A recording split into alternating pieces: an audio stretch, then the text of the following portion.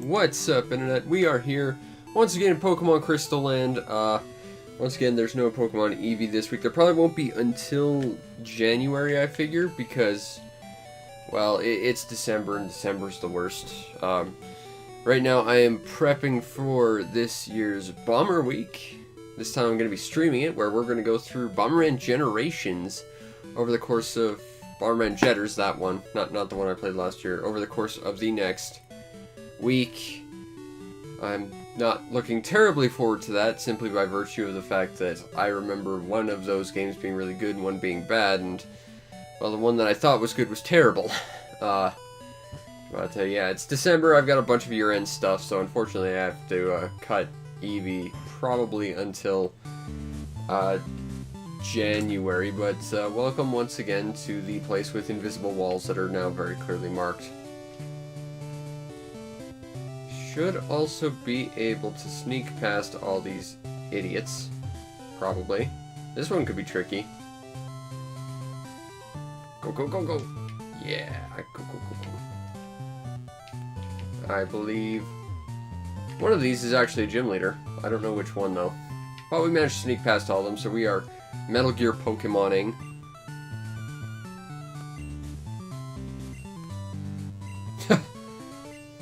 I see, so you're all the same person, got it. I hope I don't lose to you, because, I mean, I might have to actually go and fight all these people. Now, like I kind of said last time, this is an instance where the gym leader is not who you remember it being, because Koga, of course, was part of the Elite Four now. So instead, it's his daughter. Not that that really changes all that much, it's still poison, if I recall. And we're starting with Van Dam because I didn't bother to actually set up our party, but that said, we've got levels, so it shouldn't be too much of an issue. Let's take this guy out. Oh, that said, we get hit by Confuse Ray, and that just throws every little thing into chaos. Awesome.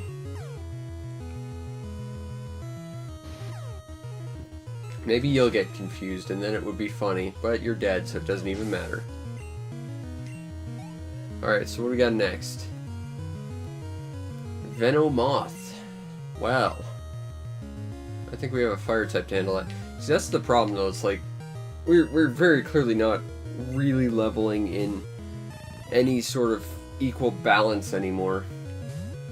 And to be fair, given that I know kind of how this game ends, it's almost like we might as well not bother doing that at this point, because we need something incredibly high level, and short of grinding a bunch, it's just not really realistic to expect otherwise. But we'll get through this somehow, and worst case scenario, I'll grind a bunch off screen when we need that eventually. But it's all silly little poison types. So we're just going to throw all our monsters out there, see if we can get a little bit of experience for everyone. Certainly have the level advantage. Which kind of comes across as a little strange that, you know, and I'm sure I've mentioned this before, but that the Elite Four goes so high level, and yet, like, after that, everything gets reduced by, like, 20 levels. At which point, you've already got monsters that are basically on par with Elite Four, and even if you weren't, you still should have quite a level advantage against sort of the median level of everyone else. Just comes across a little weird. Alright, what do we got next? Area Dos, also known as the second area.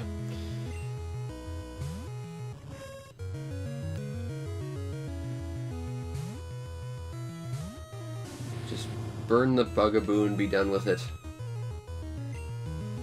Someday we'll get Flamethrower, and it will be amazing. But until then, we're stuck with Flame Whale. Still, it's only like 5 more levels, then we should be able to get a proper Flamethrower. Another Wheezing. Let's throw Kaz out there yet again.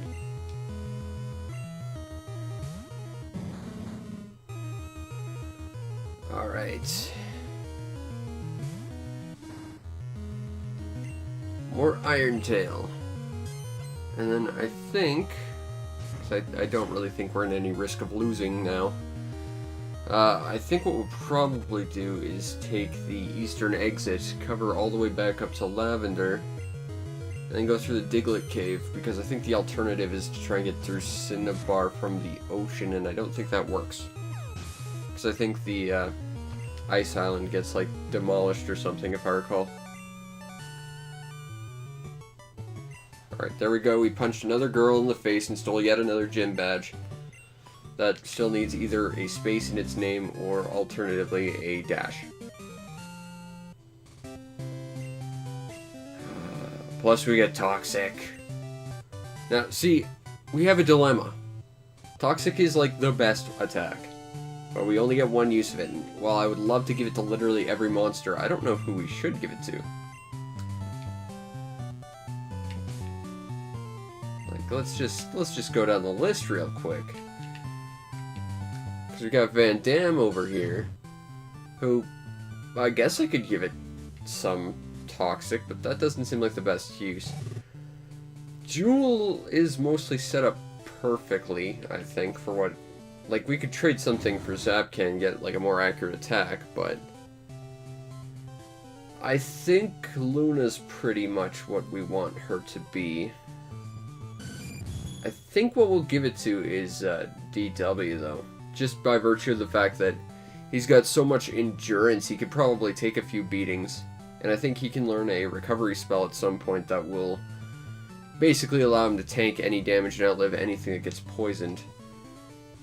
Kaz already has a poisoning attack, and really he's about as well set up as he's going to be. And I don't think we want to mess with the sort of spread of elements that Sin has. So I think we're going to give that to DW. I'm not sure if Roost is in this game. If it is, we have got to get that on, like, DW as well. Because I know it can learn some form of, like, healing ability. Pretty sure. But for what it's worth, Toxic is the anti-bide. It is, like, the best TM ever. Let's give that to DW. Everyone can learn it.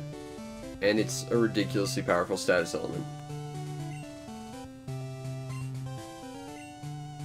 Yes, we will get rid of Sand Attack, I think.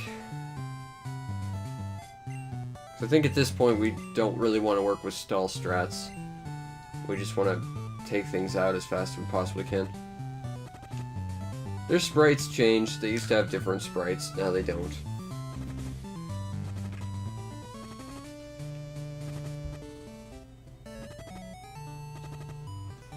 Okay.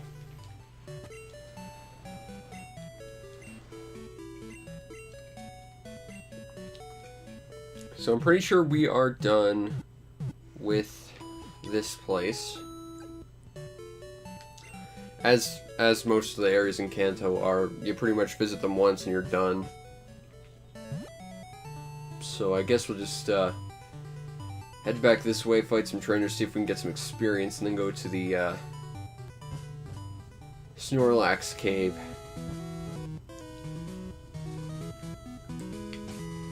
See who needs the most levels. It's either Kaz or Van Damme. We'll give it to Kaz. Although I'm worried, if I recall in Gen 1 at least, all the trainers here were like bird trainers. Which is not ideal for a bug type. Unless it's a poison type, I forget. This monster has like 4 different elements, and it's not ever what you'd expect it to be for whatever reason. Alright, Voltorb. I really want to get, on Kaz especially, if I could get one more move, it would be Earthquake. Because I think fundamentally that would be like the ultimate move it could get. But I don't think it learns it ever naturally.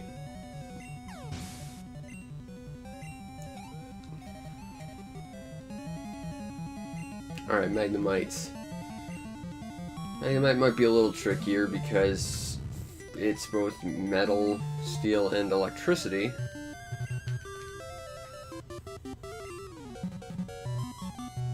So really worst case scenario, we could always swap it out to Van Damme. Hit him with a fighting attack and try and pummel the metal out of him. Like, that's the majesty of playing with single-type monsters, is you really learn what's effective against them.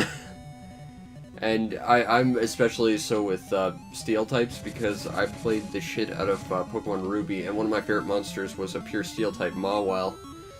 And like, everything is effective to steel. It's kind of hilarious, especially considering how bad I was against the steel gym leader in the first game. Guillotine. Now that's an interesting move. That is an insta-kill. But it, at best, has like a 30% chance of hitting, so it's basically a waste of time. Especially with my luck. We will swap back to Kaz, I think.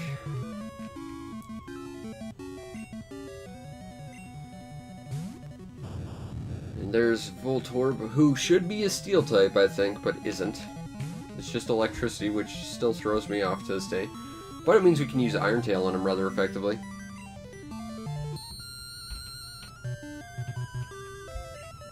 And so as it doesn't drop our defense too badly, we should be able to take it out no problem.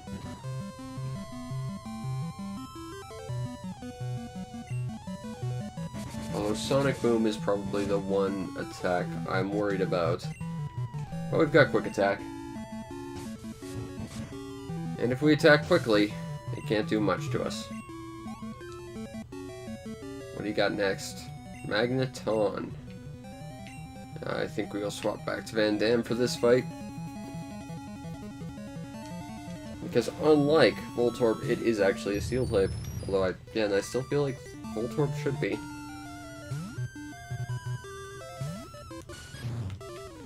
And triple kick should be everything we need. And by that, I mean we should take it out in one turn. Go team!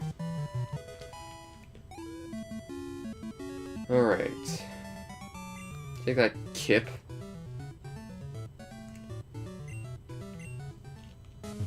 Alright. What's your deal? Yeah, everyone I fought up to this point said the same thing. You're going to lose, though.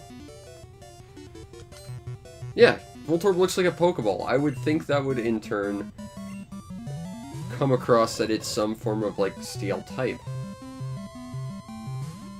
I mean, Magnemite looks like a magnet. They both appear to be vaguely metallic. But it doesn't seem to be the case, which weirds me out. Zatu!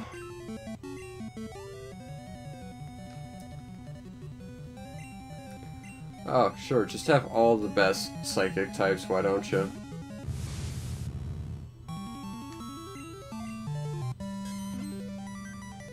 Now, I kind of naturally think Steel would be really bad against Psychic, just by virtue of the fact that, you know, Psychics are always, especially in Pokemon, identified by people bending spoons. You know, spoons don't happen to be made out of plastic in this universe, they're always metal.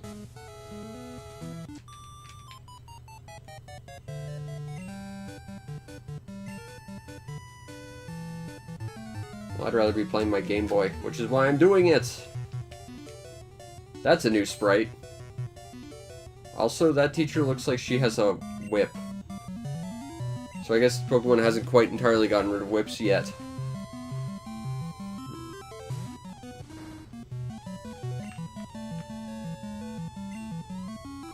Poison attack.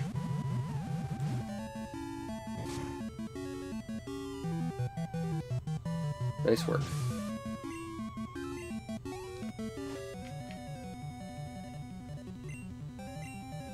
Cube 1. Your Cube 1 does not scare me, although that is kind of a cool little animation. But Iron Tail will conquer all. See? It conquers all. Never once fails.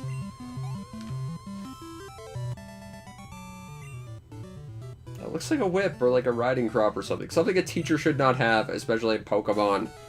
What the hell? Your favorite class is Gaim. Billy. With his silly insect monster. And now, yeah, maybe that's a point, or maybe that's what they were trying to get, but it doesn't look quite right. I guess we're just picking fights with school children now for reasons. I don't recall there being a school next to Fuchsia. Also, now that we're fighting kids, their monsters are just naturally lower levels than everything else, I guess. Sure.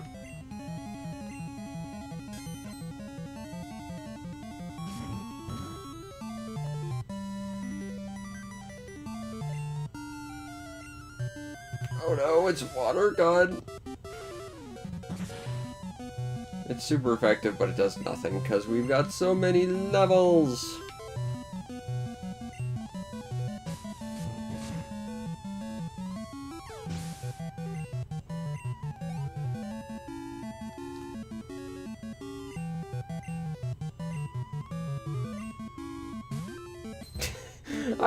I like that animation. It's just so weird.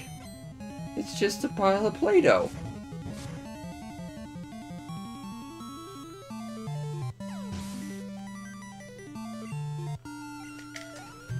Well, I'm trying to go through all the Pokemon games, so yeah. Gotta go through Gen 2 at some point. Makes sense to do it after Gen 1.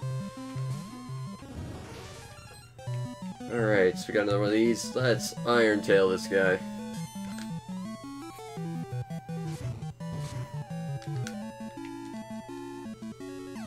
Go team! Yeah, Billy. Showed you up in front of all your friends and your teacher. I'm not a bully. I just beat a kid at his own game. That's all. And then rubbed his face in it.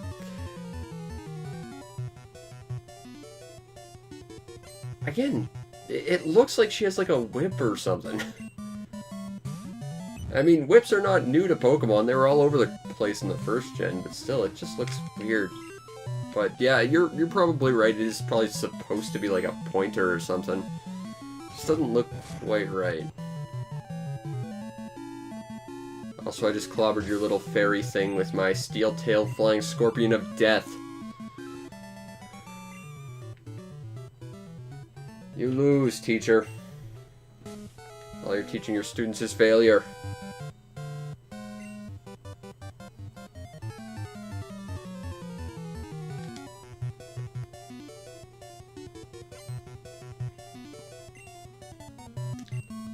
Bellsprout.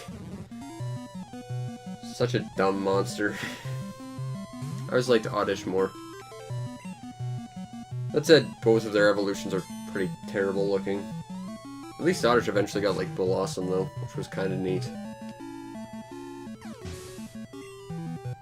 Alright, Kaz. What do we got next? Weeping Bell. Are you gonna finish with a Victory Bell? I don't think we actually ran into a Weeping Bell up until this point. Which seems weird to me. Well, Oddish is awesome because it's got like that nice little grass like mohawk thing. It's just adorably cute. Whereas Bellsprout just looks kind of derpy. Although it looks more like an actual like plant, I suppose. Hey, Victory Bell, you got the entire set. Now that is an actual plant.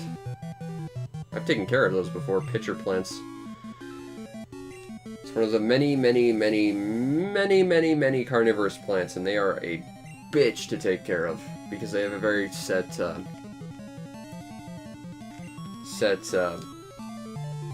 diet. Like, you look at Venus flytraps, and you might say, well, okay, there are no flies around, maybe I can feed it like ants, or maybe like tiny bits of ground beef or whatever, but it's like, no, they need specifically flies, or else they don't get like the proper levels of nitrate. Or they usually get too much and like they just dissolve under like the nitrogen in their systems. Carnivorous plants are neat, but they are ridiculously annoying to take care of.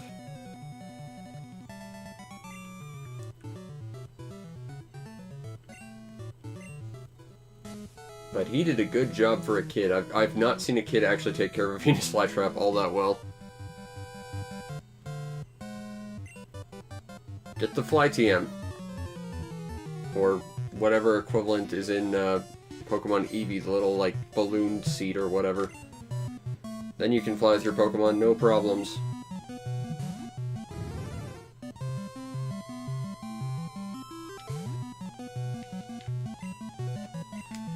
Well, that's the thing about those kinds of plants. So, like, they're natively grown in a place where it's just a bug-rich environment. You know, they grow in, like, the jungles and stuff where there's just an endless supply of them.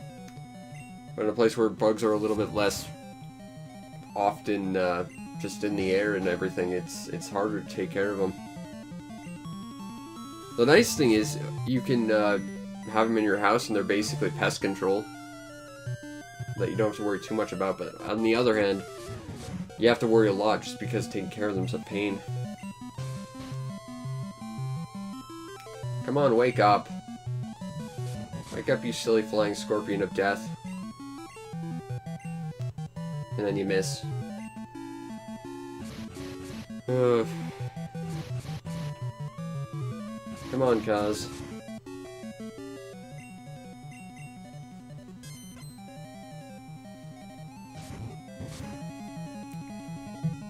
Alright, finally, there we go.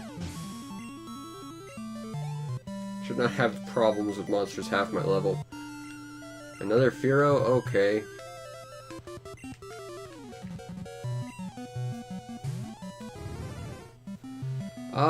Pet shops typically only stock, in terms of at least insects for the sake of feeding other pets and stuff, they tend to only carry crickets.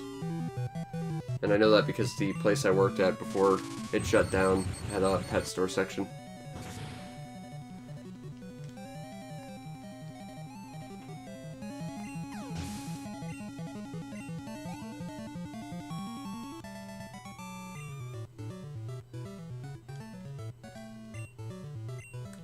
Alright. Kaz seems to be a little worse for wear, so let's swap out to Luna.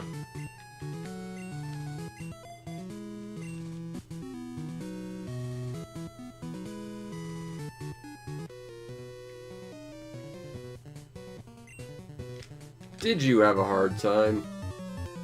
Is it a Skarmory? Because they are kind of a pain in the ass.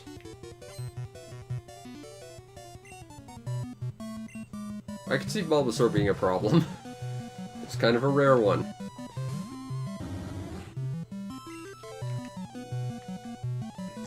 Hit him with a feint attack. And then hit them with a slightly harder attack.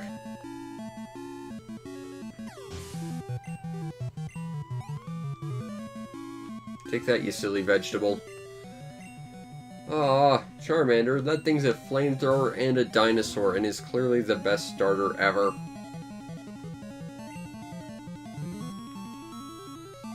It looks so cute! Sorry. Alright, what do we got next? I'm betting it's a little tiny turtle thingy. And it is! And it looks cute when it did that animation. No, it's a vegetable. It's not cute. That's like saying broccoli is cute. Although asparagus is hilarious. Actually, asparagus is like a ridiculous plant. I remember at one point our store stocked asparagus, and everyone who bought it thought, it's like, okay, we'll plant it, wait like a week or two, and then we can have some asparagus. It's like, no. Asparagus actually takes about a whole year to grow before you can actually harvest it.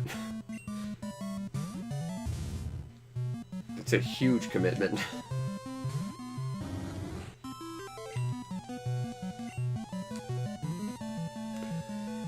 Yeah, I've tried asparagus once. It wasn't very good, but that's the thing, like, I don't like cooked vegetables. I like raw vegetables.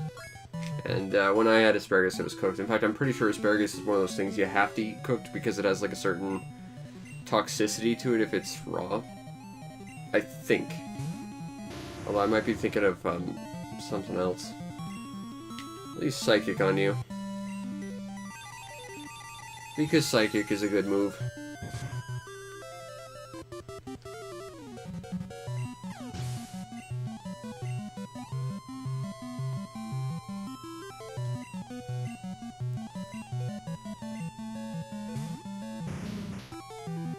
I always kind of like Golem's design. Like, compared to Geodude or Graveler, it looks like some kind of dinosaur inside a giant rock. And I think that looks kind of funny. The two evolutions just look boring, but, you know, Golem has a certain simplistic charm to it I like. Oh no. He hit me with level 6 Toad.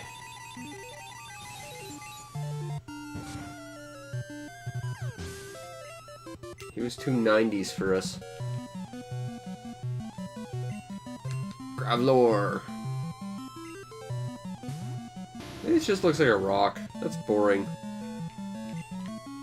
Yeah, we'll keep using Psychic. That seems to be working pretty well for us.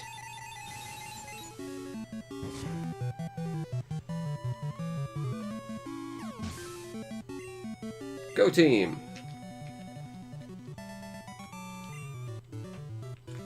Yes, you did, Hiker Kenny. Ah, I remember this place. This place is stupid.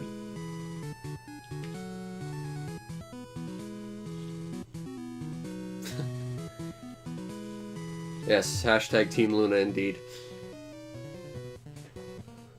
Luna's got this. She took care of everything in Gen 1 Pokemon back when she was a Jolteon. Oh, Nidoking, that's no fair. All of you people have my favorite monsters. I don't want to hurt any of them. Psychic attack.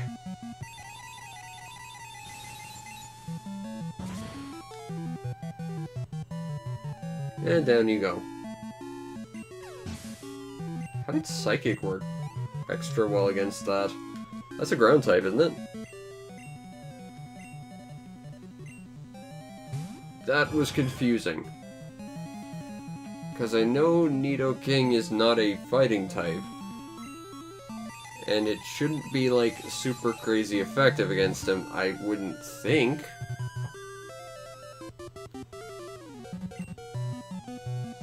That was just weird. I'm not gonna question it. Oh, you and your berries. You know, I can heal too. That's why I've got Moonlight. I just don't need it right now because you're all weak.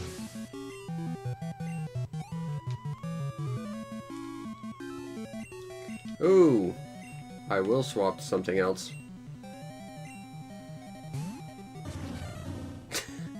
That's a special face. I never got to have a Slowking because it's one of those monsters you have to trade for. But I never really bothered with any of Slowpoke's evolutions. Or Slowpoke in general, really. But it seems like an interesting type combination, if nothing else.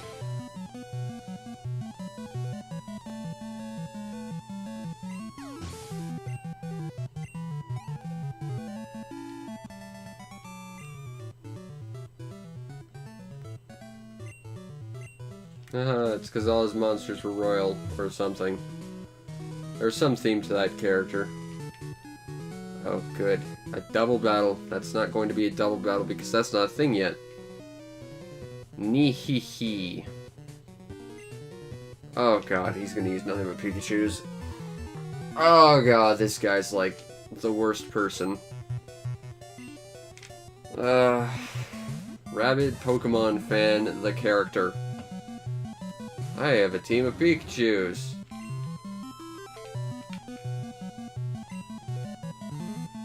Bonk.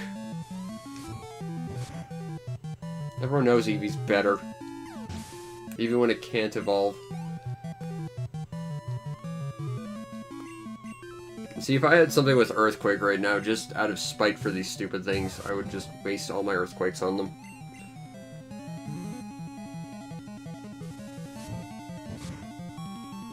I mean, I get that Pokemon needs a mascot, but why Pikachu? It is one of the least interesting monsters in all of Gen 1 monsters.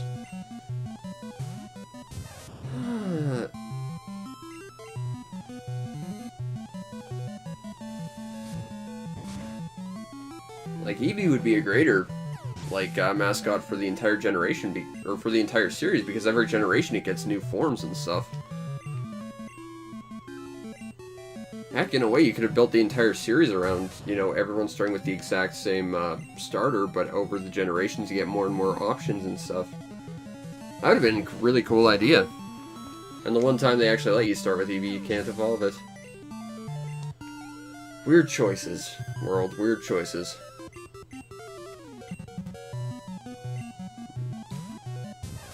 Charmander's way cuter. Just saying.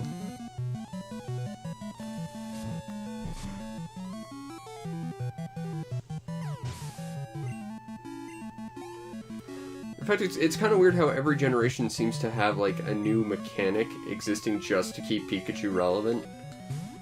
And then they immediately get rid of it next generation. It's like they just don't know what to do with it, but they still want to incorporate it as, like, the mascot. Again, Eevee, they actually update that monster in a sensible way. And then they don't just, like, destroy it the next generation. Also, why is Detective Pikachu a thing? Like, I don't even care that, like, it's somehow a movie that somehow stars Ryan Reynolds now, but why the hell is Detective Pikachu a thing to begin with? I'm gonna skip that duel battle because I find that one to be pointless. Actually, this was about the part where I started giving up on running into random enemies in Gen 1 as well. No, I can't get that.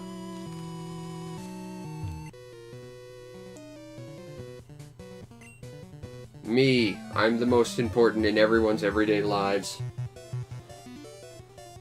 Are you gonna be a guy with nothing but Magikarps? There's always at least one.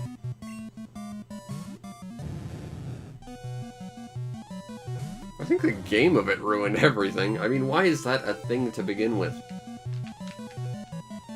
Like, it just makes no absolute sense. Let's turn Pikachu into a weird detective visual novel style game. Yeah, that's what we get out of Pokemon. And that's not to say Pokemon hasn't had some interesting spin-offs. I mean, the Mystery Dungeon games were... well, they were a reskin of the Shiren the Wanderer / Dragon Quest games, but still... you know, those were decent games. I'd actually really like to get the Mystery Dungeon Pokemon games, but... there was that, there was that weird... I think it's a reskin of, like, Tekken Pokemon game. Pokken Tournament or whatever. There was... those Pokemon Ranger games, which I think were a spin-off of the Mystery Dungeon games, although I might be wrong about that. There was that Pokemon Nobunaga's Ambition game, which seems like such a strange idea, but I've been told is actually really, really good. It's just... Pokemon Snap exists. Such a weird idea, but it worked. I've got to find a copy of that someday, but, you know... I'm not saying Pokemon can't delve into some weird territory, but Detective Pikachu just doesn't make any sense. And it doesn't seem like a thing that would work in any way, shape, or form. But I'm the kind of guy who doesn't really care for those visual novel style games either. I tried to play those Ace Attorney games and I just could not deal with them. They were just so boring and plodding.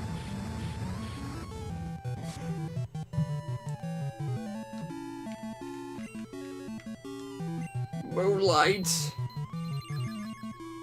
In the name of the moon, we will punish you. And now I'll hit you with a feint attack.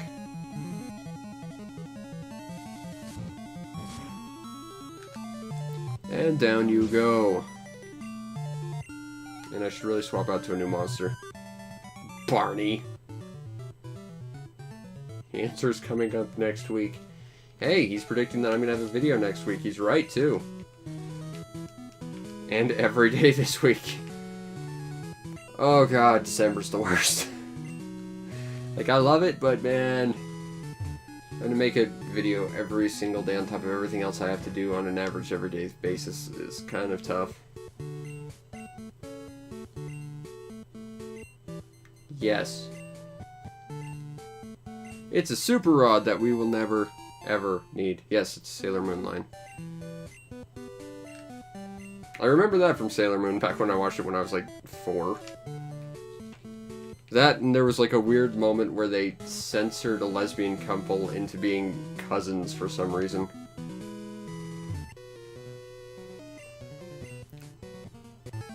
They did some weird things with Sailor Moon.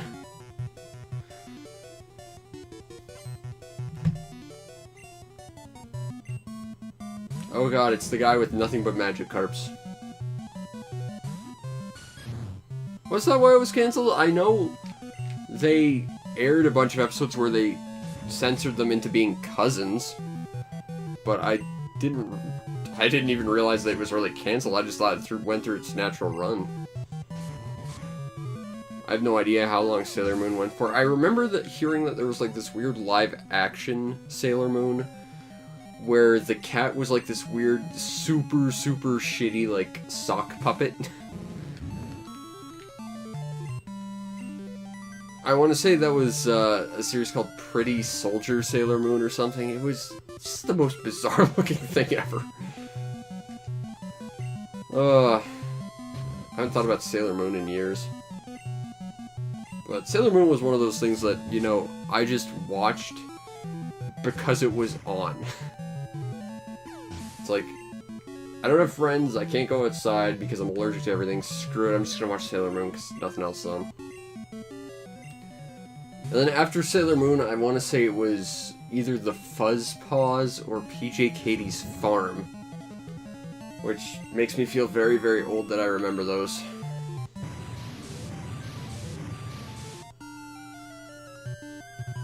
We got some weird TV up here in Canada. I'm gonna swap monsters. Like, this is something I love to mention a bunch of times, but, you know, in America, you got all these sorts of, like, advertisements and stuff, and we got that in Canada, too, to a point. But instead of getting a lot of advertising, instead we got a lot of, like, educational dissertations instead. Like, we got, like, these, like, 1 minute long history dissertations, like, reenactments of, like, how Superman is in fact a Canadian invention, and how basketball is a Canadian invention, and how Winnie the Pooh was a Canadian invention named after Winnipeg the Bear, which is true. And even better than that, and you can find these on YouTube, and I really suggest you do, if you want to see something that's really weird, look up something called The Mind's Eye. It's a series of these weird, like, artsy CGI videos. We got those chunked up into little bits instead of advertising. So instead of getting, like, a bunch of terrible, like, candy or sugar that's marketed towards kids to give them diabetes or whatever, we got, like, this dissertation on visual and audio design. Like, we just got this beautiful art thing. It's really amazing. But, seriously, if you get it a second, you should, when this is done, look up The Mind's Eye. It is such a neat series. I think there's, like, 4... compilations of them, and it was just really fascinating. Although, if I recall, one of them was really, really weird because the company that put them out also did the computer-generated work on that terrible Stephen King film that had his name removed, The Lawnmower Man. So they took their work from that and added it to, like, bits of their own artwork as well. It was weirdly out of place. But there were some parts of those Mind's Eyes, because I've watched a little bit of them recently, and some of them are actually kind of, like, weird and kind of creepy in a lot of ways. Like, I remember seeing this one that was just, like, 3 robots dancing in place, and something about them just looked so scary to me. But it doesn't help that I was terrified of robots when I was a kid, too. But, you know... It was just a neat little thing that happened after you were done watching Reboot and Shadow Raiders. And it's like, you get like this little artistic dissertation about what you can do with CGI after you watch 2 fantastic shows about CGI. That even today, why does CGI today look worse than Reboot did back in the 90s? Like, I don't say I like robots or anything, it was just a thing I had a massive, terrible fear of when I was a kid. Like, the thing is, when I was a kid, from the day I was born to about grade 5, every night I had nightmares, and it was either robots, this one other thing that I realize now is kind of dumb, and this one thing that to this day I cannot quite understand, and that alone terrifies me, but it's just constant night terrors every night that just made me fear robots. And then one night it just kind of stopped, and robots were kind of cool. I think playing games with robots, and I said this in one of my reviews about terrible robot games from my childhood, was being able to play as the thing you fear the most is kind of empowering, because suddenly they're a little less scary, and you get to be like the thing that you consider to be like the scariest and most powerful thing. There's just something nice and empowering about that, and that's kind of why I liked gravitating to robot games when I was a kid. Unfortunately, they were all like the worst things ever, but still. Oh dear lord, I'm gonna have to play through Heavy Nova again sometime for someone. As part of a stream or something, and I don't want to, because that game is the worst. Steel Wing!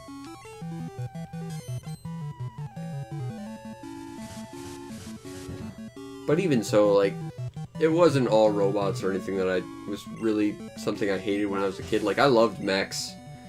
I remember the night they first showed Gundam Wing. We saw this, like, ad, and I had to go to bed, like, super early my entire life. Like, up until junior high, my bedtime was 8 o'clock. And after junior high, my bedtime was 8:30, and in high school, my bedtime was 10.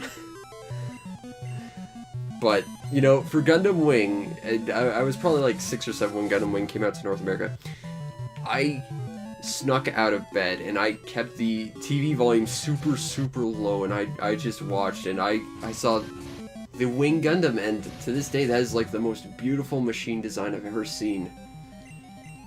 And, such fond memories. In fact, that was the same day I first played the original Shining Force, and it was those two things that introduced me to anime. It was like that one day was just like the giant culmination of anime becoming a thing in my life. And now it's basically just an everyday thing, which is really kind of cool. So it was a very special day. And it's kind of funny because I don't remember a lot about my life because I just have a terrible memory, but you know, that was one day that will forever stick out in my head as just the day I got introduced to anime because of both video games and the coolest robot I've ever seen. I have got to find a copy of that Gundam Wing fighting game because that's the only Gundam Wing game there is. And Shining Force. I'm sad to admit I don't have a copy of Shining Force. I do have a couple compilations that have it on it, though. I've been told it got remade on the Game Boy Advance, like, they retranslated it and it was just better in every way. But, I've never been the biggest strategy game fan either, but at the same time, I thought it was such a stylish, such a cool game. And, of course, it was done by the same people who did Golden Sun, so, I mean, it's gonna be a good game no matter what. Oh, hey, it's, Creepy Faulkner yet again. That is such a weird animation. I think they're trying to, like, rotate, but it just looks like they're blinking out of existence. I think we will send Luna out.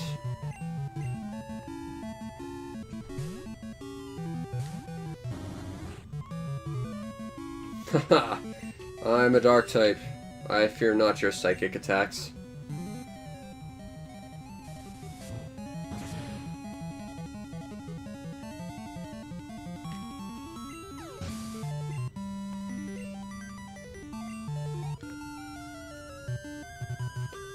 Executor!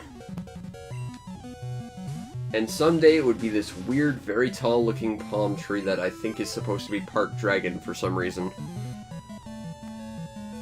It is such a... How do eggs become coconuts on a walking palm tree? Such a weird evolution chain.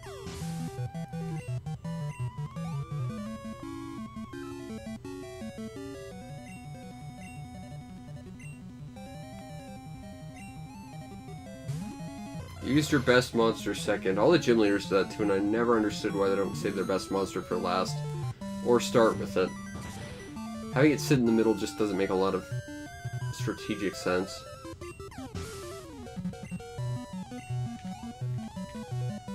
Alright, Herman.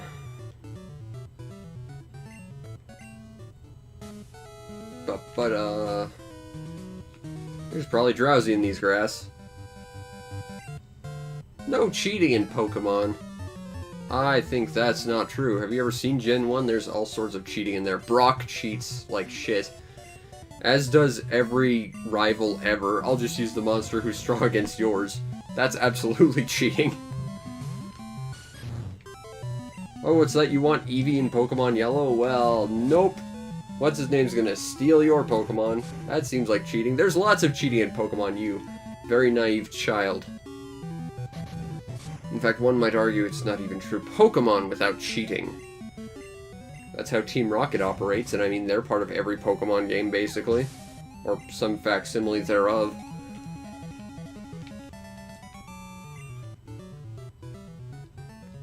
It happened because you didn't realize there was cheating. I want to go up. These paths with their, like, little ball corners look so weird to me. Like, when I was a kid, I thought they were supposed to be, like, train tracks or something. Or, like, some kind of electrical wiring. They don't look like a proper path. Xatu! You silly Xatu. You're gonna get Dizzy Punched. And Dizzy Punched he in fact got. Oh, that's gonna do some damage. Dizzy Punch!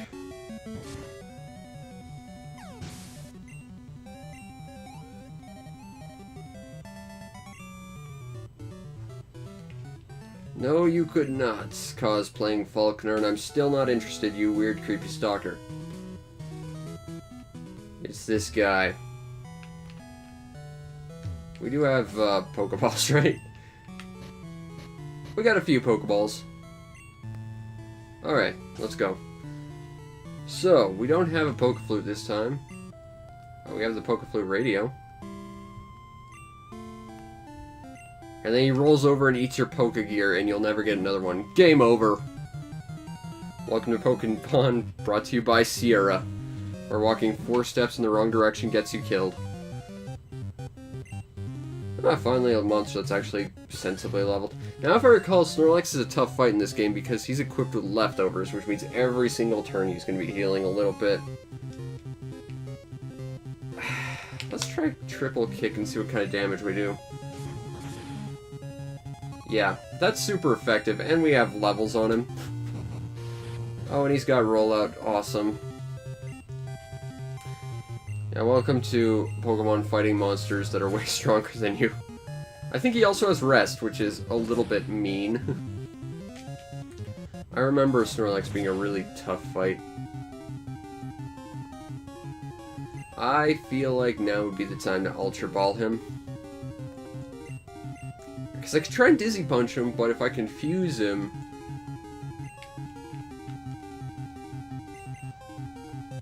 No, I can't use Toxic, because Toxic... he will not heal poisoning. And Toxic does increase damage every single turn. So even if he rests and he clears his Toxic, it's entirely possible he'll die from it first. In fact, it's better to just get him to rest and then try and knock him around a little bit. Like, Toxic, that's a very risky strategy if you intend to catch him. Like, that's the thing, I don't really care whether I catch him or not. I've already got a team, but I'd still like to. If nothing else, he has leftovers, which I want. And if you beat him, you kind of lose that, and that's not good. Because leftovers are a really good item.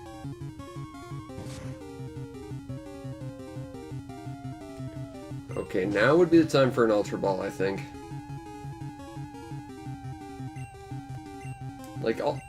Leftovers don't heal a lot, but they heal every single turn, and they're endless. Come on. Yeah! I remember, first time I tried to catch the Snorlax, it took me hours and tons of resets. Yes, I will. We will call you...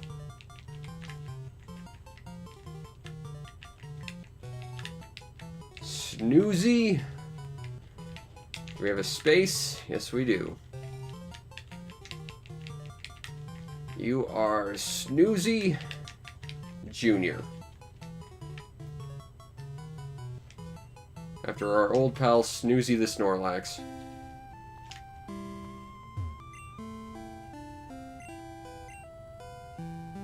Not really. No, they're actually a step back. Alright, so we got that. That's a nice little bonus. That was not something I was actually expecting to do. Go team!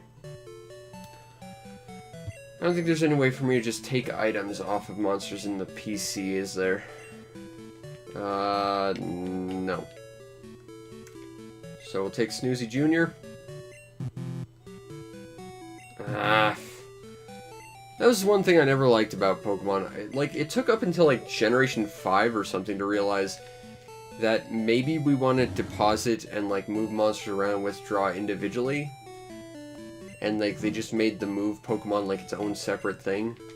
Like, it was weird that it had to be a thing that took this long to figure out. Because going through menus kind of sucked. Alright, I'm going to take your item. And I'm going to give it to DW, I think. Because you do have some steel types attacks, but at the same time, I think, again, if we're going to make DW sort of our more or less wall to survive attacks and poison, I didn't give that to him, did I? It would be best to give him some survivability. And I don't think I have rest. If we did have rest, basically we're going to turn DW into Snorlax, but give him crazy poison powers as well. Yeah, no we don't. Missed opportunity. Maybe there's rest somewhere. I'll have to look it up. Problem with rest is, of course, because this isn't Gen 1 or Gen 3, there's no Poke-Flute. So you just kind of have to wait for sleep to wear off, which sucks. Okay, there's Luna.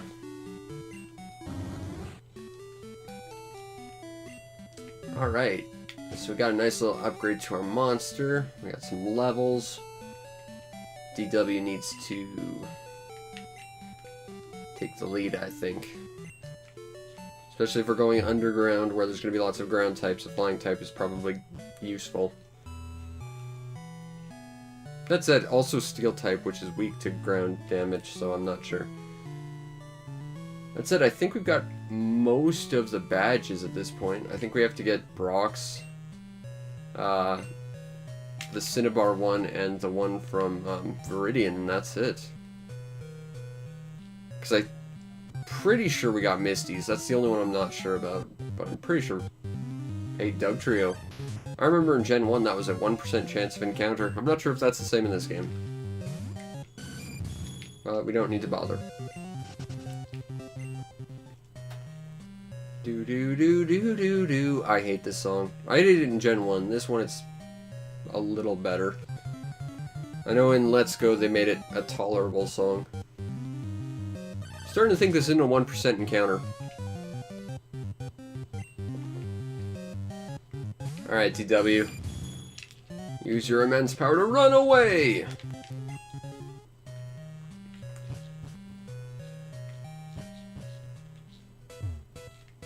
Oh crap. I don't have a Pokemon with Cut, do I? Carbos! Hold on, I'll throw something away. Raises special stat. Well, we gotta give that to Luna. It's good they tell you what these things actually do, unlike Gen 1 where you just kinda had to guess. I wasted so many of those putting them in the wrong places. Speed. That could be useful on pretty much everyone. We'll give it to GW.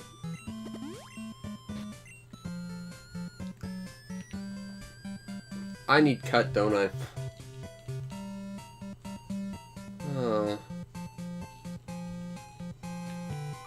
Can I borrow a weed whacker, please?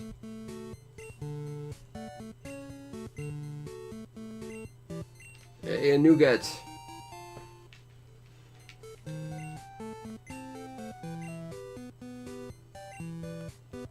A nugget of gold will do. Okay, well, I guess I'll just fly back to Vermilion and get a monster with cut.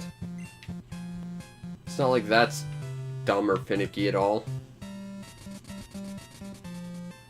I mean, I thought the whole point of getting rid of the bush in front of Cerulean was the fact that, hey, we definitely know you have cut at this point, so don't even worry about it. It's just a time waster to make you have to use one. Goodbye, Van Dam. Where's Awesome Mon?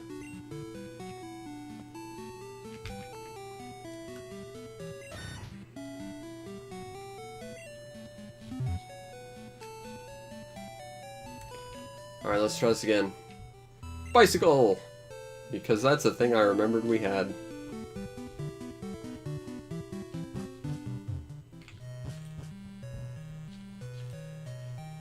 Dun dun dun dun dun dun.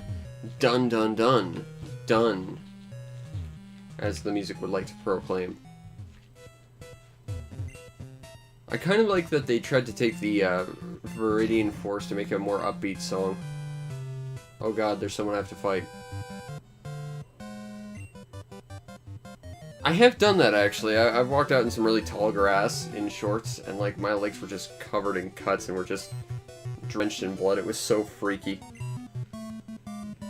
And like, that's the weird thing at the time, is it didn't feel like you were getting cut or anything. It felt like the plants were just sort of sticking to you. Like, that's the weird thing about, like, grass cuts. It does not feel like you're getting cut at all. It just feels like something's stuck to you. It's a really bizarre sensation.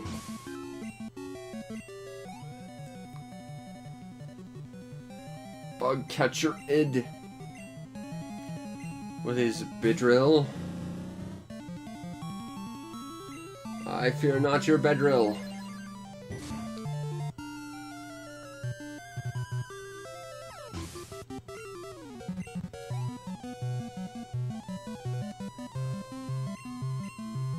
Okay, Mr. Beedrill. Credit to commitment, though. He's got 3 Beedrills. That means he had to raise 3 Kakunas. And I mean, Beedrill might not be as effective as, say, Butterfree, but it's the cooler of the 2 for sure. Hooray! Good job, DW. Take that, Ed.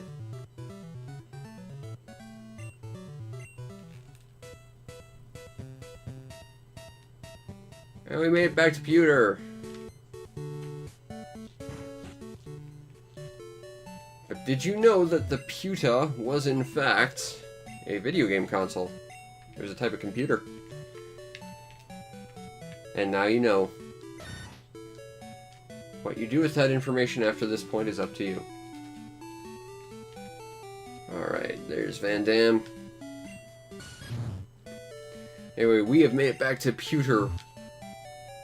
Place owned by Brock, the guy with the most jerk-ass monsters if you're playing Pokemon Yellow or with a Charmander. We have a fighting type. This is going to be a massacre, and I'm going to enjoy this. But that'll be for next week after a week long of Bomberman, so look forward to that. If you want to see more, feel free to follow the channel. Check out my YouTube channel, which is the same as my Twitch channel, but has lots more stuff. And if you really want to make my day, hit up my Patreon, support me there, and get onto the Patreon supporters Discord, where we can talk about why we needed to have cut at that point, and how how I got so bloody lucky catching that Snorlax just for some leftovers that I could have fished out of any trash can. But I hope you enjoyed, and I'll see you next time. Peace out, Internet.